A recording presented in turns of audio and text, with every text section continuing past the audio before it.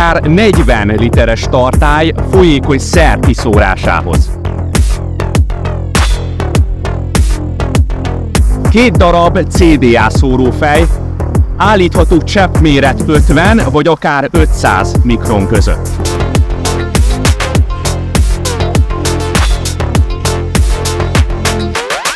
Akár 75 literes tartály szilárd granulátum kiszórásához.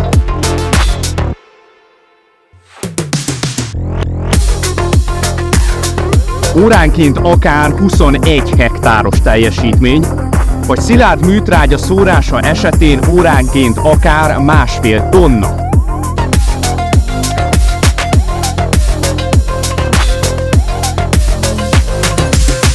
Egy rendkívül kifinomult radarrendszer és egy továbbfejlesztett orcsármód.